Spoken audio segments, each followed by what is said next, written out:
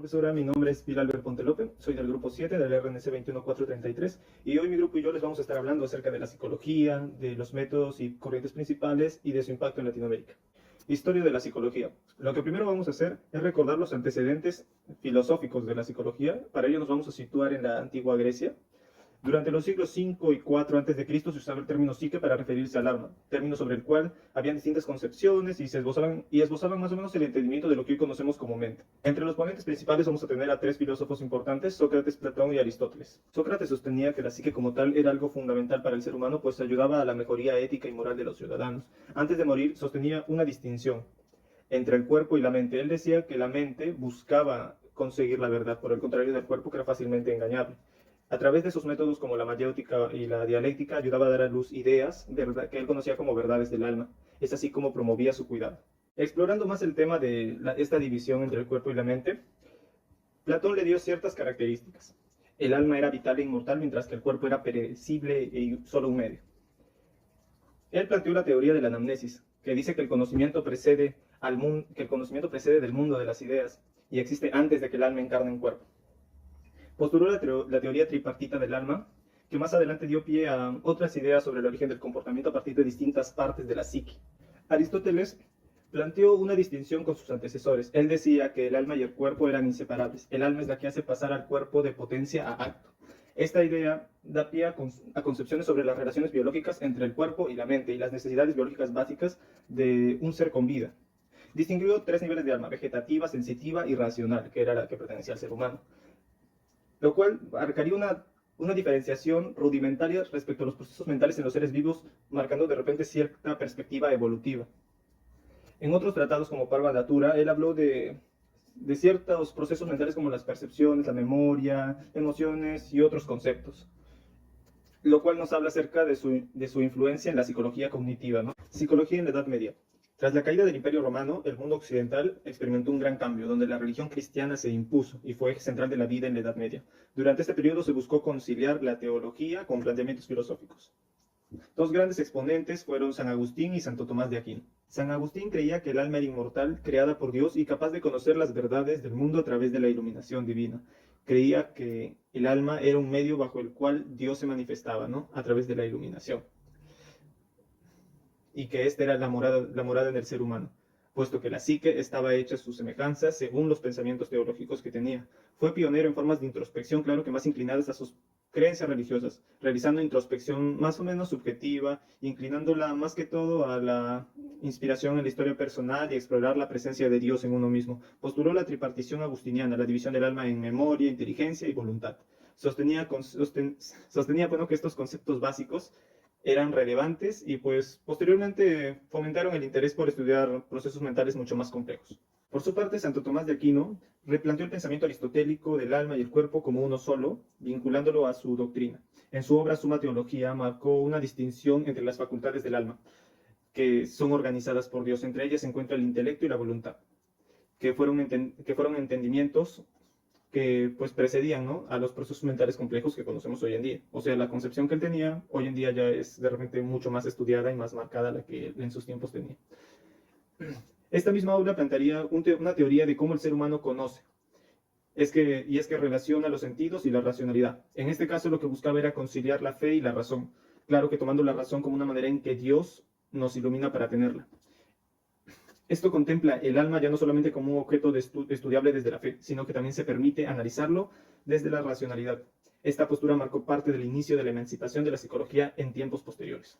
Psicología en la Edad Moderna. Tras distintos acontecimientos y planteamientos, el alma y conceptos básicos de la mente dejaron de ser vistos desde la fe únicamente y se comenzaron a explorar y estimar más según la racionalidad y la experiencia del ser humano. La humanidad se va sumiendo en una percepción ya no tanto teológica o centrada en las creencias religiosas, sino en sí mismos, antropocentrista, centrado ya en el ser humano y no en Dios, como el centro de reflexión y el conocimiento.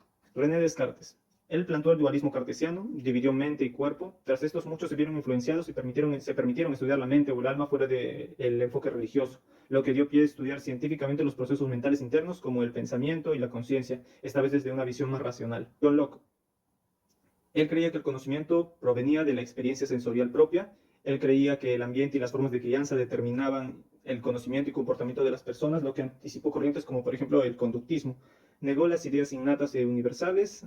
Al ser empirista creía que las cosas tenían que comprobarse a través de las experiencias, negando también así el racionalismo puro. David Hume. Para él, como empirista, la experiencia fue raíz del conocimiento, pero además para obtenerlo requería de la asimilación de esta a través de múltiples procesos mentales donde se asociaban las ideas. También planteó el yo, la percepción de uno mismo, como cambiante. Sus teorías influenciaron el interés por el inconsciente y parte de la psicología cognitiva. Thomas Hobbes. La mente funciona como una máquina y depende del cuerpo, o al menos eso creía. Todo proceso cognitivo tiene una base material. Sus planteamientos fueron base para la biopsicología, entre otras ramas más de la psicología. Gottfried Leibniz.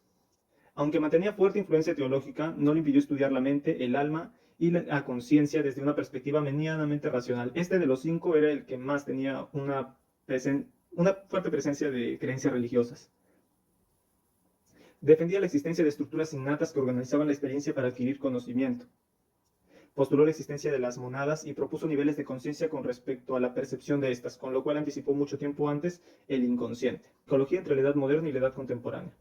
Con el surgimiento del pensamiento ilustrado, la sociedad comenzó a tener una visión del ser humano más independiente, racional y responsable de sí mismo. El pensamiento de Kant encajó perfectamente con esta coyuntura, lo cual lo hizo relevante del camino de transición de la filosofía al nacimiento de la psicología como ciencia. Immanuel Kant, ¿qué hizo? Quiso reconciliar el racionalismo y el empirismo. Aunque el conocimiento iniciaba en la experiencia para él, necesitaba de estructuras mentales innatas para asimilarlo. Para él la mente no es solo una tabla rasa pasiva, ni tampoco es un mecanismo biológico o sensorial, al menos no netamente. Más bien un agente activo que adquiere conocimiento al interpretar la realidad. Sentó bases de la psicología cognitiva, nos mostró la mente como un sistema capaz de organizar, construir conocimiento y comprender el mundo. Cuestionó el alma como objeto de estudio, pues objetivo o científico, ya que no se podía comprobar de forma empírica, lo que dio paso al desenvolvimiento de la psicología sin una base teológica espiritual. Psicología en la edad contemporánea, el nacimiento de la psicología como ciencia. La coyuntura global, al encontrarse en un momento de gran expectativa respecto a la ciencia, incentivados por el positivismo, los avances médicos, el contexto universitario alemán muy desarrollado, innovador y moderno, y los cambios sociales que impulsaron el interés por los comportamientos humanos, lograron llevar a establecer a la psicología como ciencia. Para ello fue muy importante un alemán, Wilhelm Wundt. A través de los aportes de Wilhelm Wundt, un médico alemán que conocía los avances en neurociencia de su tiempo, él divisó una gran oportunidad para establecer y comprobar el estudio de procesos mentales a través de su medición. Es así que, casi obligado por su contexto y experiencia en campos favorecedores para su misión, fundó el primer laboratorio de psicología experimental en 1879 en Alemania, en la Universidad de Leipzig, donde estableció que la mente podría ser estudiada en distintos aspectos y partes de forma aislada, a través de la experiencia controlada, pues de forma empírica, ¿no? También estableció la introspección como método científico para el estudio de la mente, no como los filósofos que lo usaban netamente como una herramienta de reflexión. Aunque hoy se reconoce que tuvo limitaciones con este método, fue clave para la distinción de esta ciencia, pues, ¿no? Consolidó así la transición de la filosofía a la psicología como una disciplina científica independiente y a su vez siendo reconocido finalmente como el padre de la filosofía científica. Toda su obra influyó en la formación de escuelas psicológicas posteriores, inspirando también ramas futuras de la psicología como la cognitiva, la cultural, del lenguaje y evolutiva. Con ya la psicología establecida como una ciencia, surgieron muchas corrientes psicológicas posteriormente, como el estructuralismo, el funcionalismo, la psicodinámica, el conductismo, la psicología de Gestalt, el humanismo, el cognitivismo, neurociencia, entre otras. Muy buenos días, profesor y compañeros. Mi nombre es María Fernanda Benítez Chacón y ahora voy a explicar las principales teorías psicológicas y su impacto en el estudio del comportamiento humano. Vamos a comenzar con lo que es la teoría de psicoanálisis por Sigmund Freud, en la cual fue un método terapéutico desarrollado a finales del siglo XIX y a principios del siglo XX. Este propone un gran aporte en el comportamiento humano, está motivado por procesos inconscientes, deseos cometidos y experiencias infantiles. Sus elementos principales son el inconsciente por parte de la mente que contiene pensamientos y recuerdos deseados fuera del conocimiento, pero que influyen en el comportamiento. Sigmund Freud lo propuso en tres componentes, que es el ello, el yo y el superyo, que el ello es el impulso instintivo y deseos básicos, el yo es parte racional y intangible que a medida de ello, y el superyo son normas morales y sociales internalizadas. Ahora, para entenderlo mejor, un ejemplo para esto es, imagínate que quieres comer una torta entera, pero detestas a dieta y entonces decides comerte solo una porción pequeña. El ello actúa como cómete todo, quiero placer ahora mismo. El super yo es, eso está mal, tienes que tener un autocontrol, deberías sentirte culpable. Y el yo, comeré un poco y luego haré ejercicio. Así estos tres se contentan o se unen.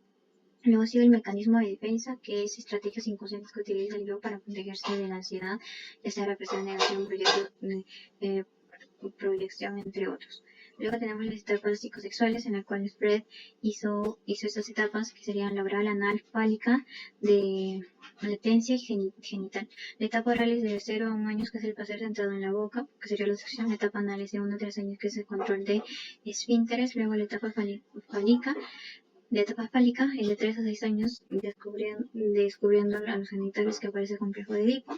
Luego la etapa latencia, que es de 6 a 12 años, disminución de impulsos sexuales que se enfocan en las actividades sociales y escolares. Y luego la etapa genital, que es desde la pubertad, que es el desarrollo de la sexualidad adulta. Y así terminaríamos con la teoría de psicoanálisis, pues esta sí tuvo mucha influencia de lo que es el comportamiento humano, ya que introdujo el método de asociación libre, y la interpretación de los sueños como herramienta terapéutica, popularizó la idea de procesos esenciales, influyendo en el conducta. Los conceptos han influido en la literatura, en el arte, en la educación y en la cultura popular, aunque muchos hayan cuestionado o criticado sus ideas o superado por la psicología moderna. El psicoanálisis sentó base para el estudio de la personalidad y la psicoterapia. Luego continuamos con el posconductismo por George Watson y Skinner, que surgió a principios del siglo XX, principalmente por Watson y posteriormente por Skinner, que sostiene el comportamiento humano del animal, que debe estudiarse de manera objetiva y observable, dejando todos los procesos mentales internos. Comenzamos con el conocimiento clásico por Watson, que es el aprendizaje por acciones entre un estímulo y uno que provoca una respuesta automática. Un ejemplo es el experimento del perro Pablo, en el cual se observa que los perros comenzaban a salivar no solo al ver la comida, sino al escuchar cosas o al ver lo que sucede alrededor, a lo cual este experimento notó de que hacían sonar una campana justo antes de la comida, y en mediados de que hacían eso, el perro comenzaba ya a salivar sin tener un plato de comida al frente, con solamente escuchar ya la campana. Luego tenemos el condicionamiento operante de Skinner, que es el aprendizaje basado en las consecuencias del comportamiento. Las conductas seguidas de esfuerzos, que son las recompensas, tienden a repetirse, mientras que las seguidas de castigo tienden a disminuir. El refuerzo y positivo negativo. Este es el esfuerzo positivo, añade algo agradable para aumentar una conducta. El negativo elimina algo desagradable para aumentar una conducta. Luego tenemos lo que es el castigo, que disminuye la probabilidad de que una conducta sea repetida. El conductismo influyó mucho en las técnicas de enseñanza y manejo en el aula, como el uso de recompensas y castigos, de origen a la terapia conductual, útil para las fobias, adicciones y otros trastornos. Promovió el uso de métodos científicos y experimentales en la psicología. Se utiliza en programas de modificación y conducta en diferentes contextos de escuelas, empresas, salud, entre otros. Luego continuamos con el humanismo para Abraham Maslow y Carl Rogers. El humanismo surgió en los años 50 como una reacción de psicoanálisis y el conductismo, enfocándose en el potencial humano, la libertad y el crecimiento personal, considerando al ser humano como un ser único capaz de tomar decisiones y orientar hacia la autorregulación y el bienestar. Esto tiene como elementos principales la autorregulación, que según Maslow es la necesidad máxima para el ser humano para alcanzar el pleno desarrollo de la capacidad y la potencialidad. Luego seguimos con la jerarquía de necesidades, que propone una pirámide de necesidades humanas, desde básicas, que son las filosóficas, hasta las superiores, que son la autorregulación. Comenzamos con la autorregulación, que es el desarrollo del máximo potencial personal. Luego seguimos con lo que es el reconocimiento, que es el autoestima, respeto y logros. Luego la afiliación, que es el amor, amistad y pertenencia. La seguridad, que es la salud, estabilidad y protección. Y la fisiológicas, que es la comida, agua y sueño. Luego seguiríamos con la terapia centrada en el cliente, que de Rogers, que enfatiza la importancia de la empatía, la autenticidad y la aceptación condicional en la relación terapéutica. Y por último, el libre albedrío, que es el ser humano es responsable de sus elecciones y tiene la capacidad de cambiar y crecer. El humanismo dio origen a enfoques terapéuticos encontrados en personas promoviendo la escucha activa y respeto por el cliente, incluyendo métodos educativos que valoran en la creatividad, la autonomía y el desarrollo integral del estudiante. Inspiró a movimientos de autoayuda y crecimientos personales, cambió la perspectiva de la psicología hacia una versión más optimista y constructiva. Luego continuamos con lo que es la teoría cognitivista de Jean Piaget y Aaron Beck, que el cognitivismo surge a mediados del siglo XX con un repuesto al conductismo, enfocándose en los procesos mentales internos e interviene en el aprendizaje del comportamiento considerado que el ser humano es un procesador activo de información capaz de percibir, interpretar y recordar y resolver problemas. Vale. Tenemos primero por procesos mentales que se centra en las personas piensan, comprenden, recuerdan y procesan información. Luego tenemos la estructura cognitiva por Pillay, que él propuso que el desarrollo cognitivo ocurre en etapas, que es el senoyamoto, el preoperacional, operaciones concretas y operaciones formales. Desde niños construyen activamente su conocimiento. Luego seguimos con los esquemas, que son estructuras mentales que organizan y guían el pensamiento de la información. Y por último, la terapia cognitiva por Beck, a que Aaron Beck desarrolló la terapia cognitiva, que sostiene que los pensamientos influyen en las emociones y conductas y que el cambio de los pensamientos negativos se puede modificar los comportamientos y sentimientos. Este tuvo un impacto ya que influyó en métodos de enseñanza que promueven la comprensión del razonamiento y resolución de problemas, dando origen a la terapia cognitiva conductual, que es el TCC, que una de las más utilizadas para tratar en trastornos de depresión y ansiedad, promoviendo el estudio científico de manera de la memoria y la percepción del lenguaje y otros procesos mentales. Inspiró a desarrollar de programas educativos y tecnologías basadas en el pensamiento de la información. Y por último terminamos con la teoría de Getzlaff, que la teoría de Getzlaff surgió en Alemania a principios del siglo XX con figuras clave como Max Weidegger y Kurt Keppen, que sostienen que la mente humana percibe los objetos como un todo organizado y no como un simple sumo de partes. El término Getzlaff significa forma, configuración en alemán. Primero tenemos la totalidad, que es el todo más que una suma de sus partes, y se preguntarán qué es eso. Pues se refiere a que las personas perciben los objetos, situaciones o estímulos como un conjunto organizado y no simplemente por la suma de sus elementos individuales.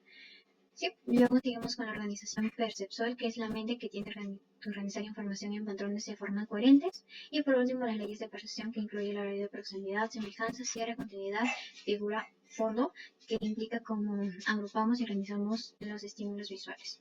Y sí, esta teoría también tuvo mucho impacto, ya que revolucionó la psicología en percepción, mostrando cómo la interacción del mundo de manera activa y estructurada influye en teorías como el aprendizaje, destacando la importancia de la comprensión global y la resolución de problemas, inspirando enfoques terapéuticos como la teoría de Getzlaff, que enfatizó la conciencia del aquí y ahora y de la integración de las experiencias. Estos principalmente se aplican ampliamente en el diseño gráfico, arquitectura y arte por crear compromisos visuales y armonías.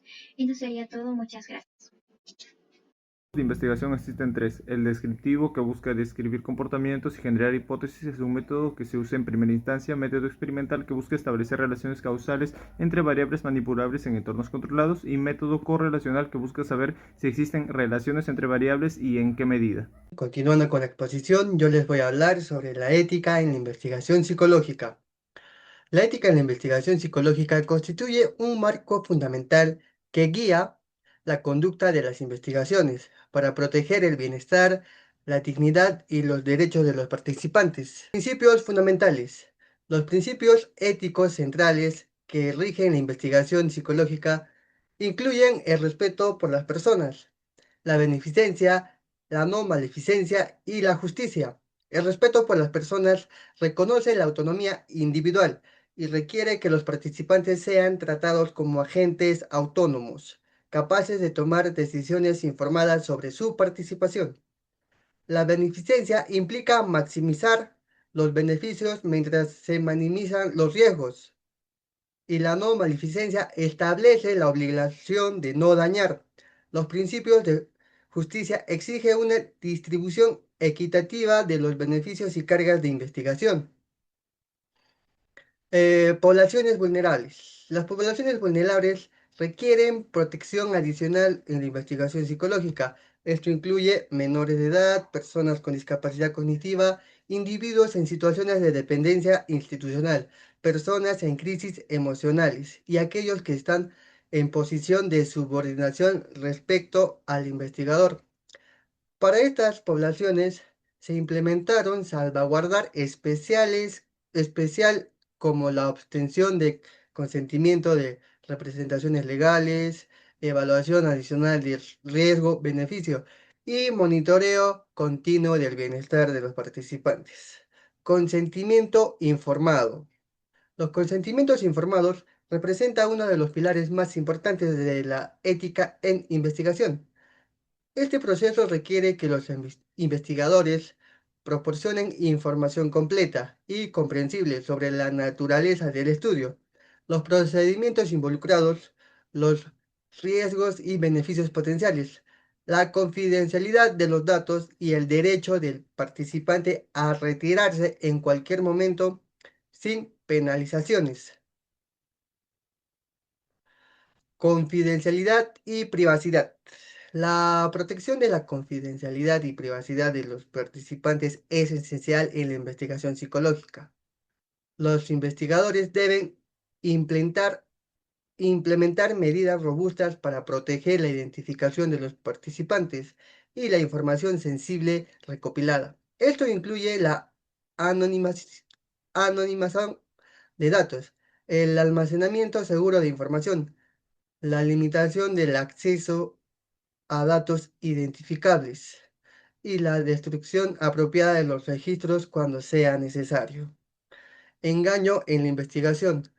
El uso de engaño en la investigación psicológica presenta desafíos éticos particulares, aunque a veces es metodológicamente necesaria para evitar sesgos o estudiar fenómenos que no podrían investigarse.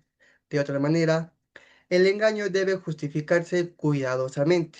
Los investigadores deben considerar si existen métodos alternativos, minimizar el nivel de engaño necesario y proporcionar un proceso de desengaño completo al analizar el estudio, explicando la naturaleza y razones del engaño utilizado.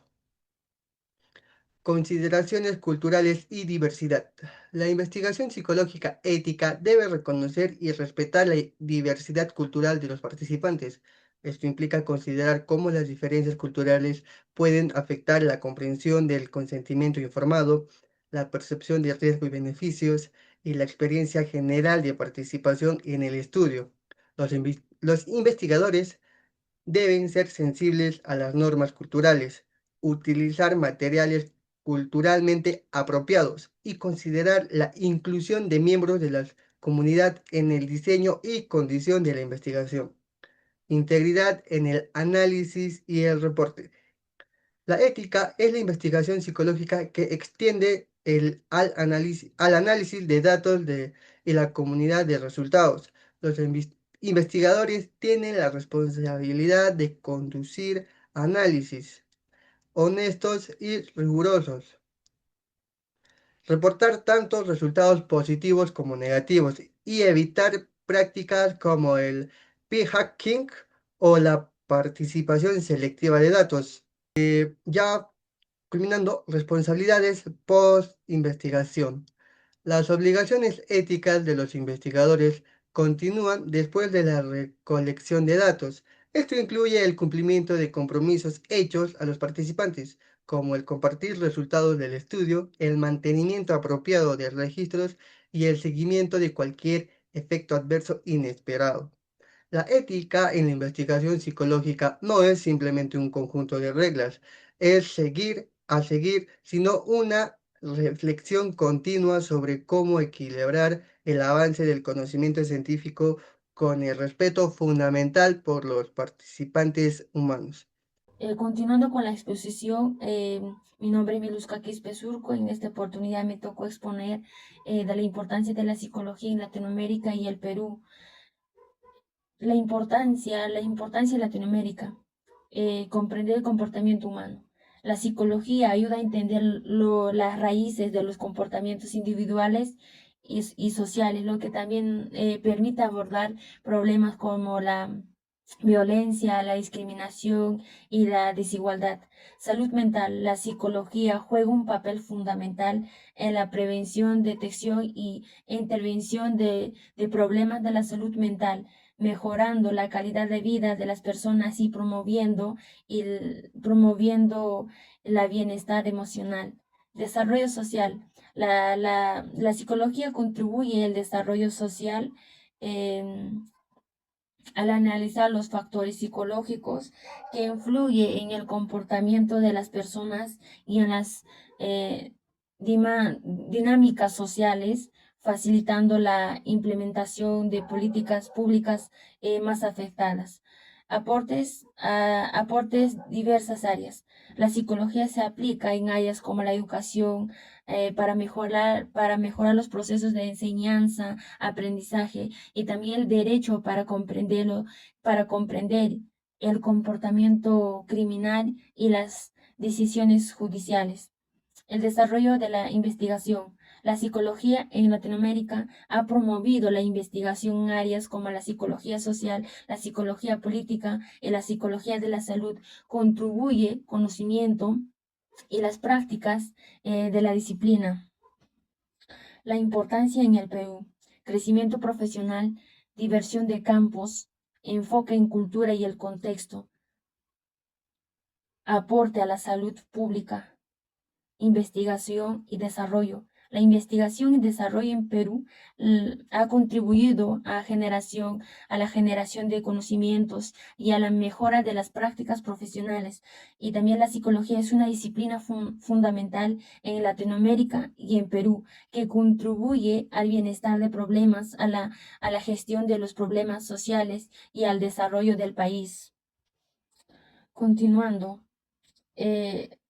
Origen y evolución, la psicología Latinoamérica. Horacio Pinero fundó en el año 1998 el primer gabinete de la psicología, experimentando en el Colegio Nacional, y crea el laboratorio de Facultad de Medicina. Y luego de haber entrado a Francia en 1901, crea el laboratorio de la psicología. Y también Honorio Delgado Espinosa fue un destacado médico, educado y filósofo. Era de Arequipa, estudiante brillante en la Facultad de Medicina. Estudió en la Universidad de San Marcos. Obtuvo el título de médico en 1918.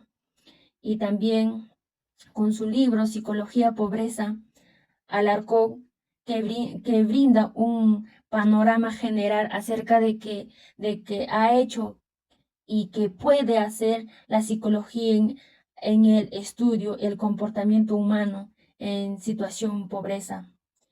Los aportes más destacados de la psicología está Hipólito Unanue y Sigmund Freud. Hipólito Unanue fue un médico científico peruano, realizó importantes contribuciones a la psicología, especialmente en la comprensión de la psicología del aborigen peruano y la influencia del clima en la salud mental. Uno de sus aportes más significativos fue la elaboración de una biotipología psicológica basada en el mestizaje de las razas blancas y negras y india. Una de las primeras también observaciones psicológicas de la población peruana. Además, propuso la inclusión de la psicología en el plan de estudios de medicina de la Universidad de San Marcos. También está Sigmund Freud, padre de la psicoanálisis. Hizo también importantes contribuciones a la psicología y a la comprensión de la mente humana. Sus ideas sobre el inconsciente, también la estructura de la personalidad, ello y su super yo, es su frase de Sigmund Freud. La interpretación de sueño y la teoría del desarrollo psicosexual. Revolucionario del campo, Sigmund Freud también desarrolla el psicoanálisis como método de terapéutico.